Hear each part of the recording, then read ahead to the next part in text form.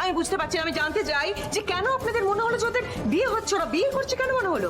এই মন্দির চত্বরে দাঁড়িয়েই তো একজন ফোনে কাউকে বলছিলেন আয়ুষ্মান গাঙ্গুলি, গাঙ্গুলি গ্রুপ অফ কোম্পানির সিইও বাড়ির কাজের মেয়েকে মন্দিরে বিয়ে করছেন।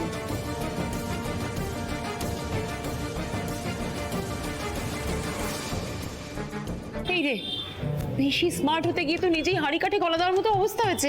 দেখলে তোমার দ্বারা একটা কাজ হয় না। তুমি কি করে বুঝবো এখন এই বিষয়টা নিয়ে কথা হবে? আমি তো ভেবেছি দিদি আসবে, কুসুমকে ঘাট ধাক্কা দিয়ে বের করে দেবে, ব্যাস। কে বলেছেন এই কথা? কে বলেছেন? আমি লুকোই। হ্যাঁ,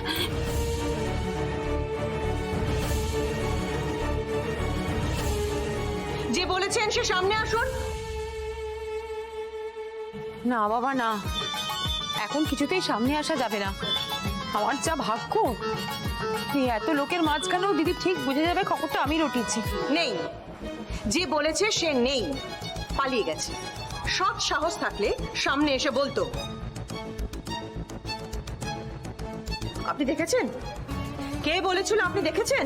না, সেভাবে মুখটা তো দেখতে পাইনি, তবে বলতে শুনেছি। আচ্ছা, তার মানে এখন তিনি ভিড়ের মধ্যে লুকিয়ে আছেন।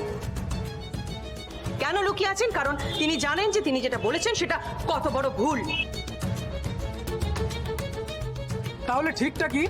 আমার বড় ছেলে আয়ুষ্মানের বিয়ে হলে এই গোটা চন্দননগরকে আলোয় মুড়িয়ে দেব, আর গোটা চন্দননগরের প্রতিটি বাড়ি থেকে প্রত্যেকটি মানুষ নিমন্ত্রিত থাকবে।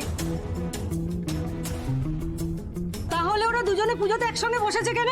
আমি বলছি আপনাদের, এখানে ওদের বিয়ে হচ্ছে না। আপনি নিজে বলে দিন, ওরা একসঙ্গে পুজোয় বসেছে কেন? এই পুজোর সাথে বিয়ের কোনো সম্পর্ক নেই। শুনতে পেলেন আপনারা? সবাই পরিষ্কার শুনেছেন? দোহাই আপনাদের, আপনারা আমার মেয়ে নামে কোনো বদনাম দেবেন না। দেখুন, আমার মেয়ে নতুন জীবন শুরু করতে চলেছে। এর আগে ও অনেক আঘাত পেয়েছে, অনেক যন্ত্রণা পেয়েছে। দয়া করে নতুন করে ওকে আর আঘাত করবে।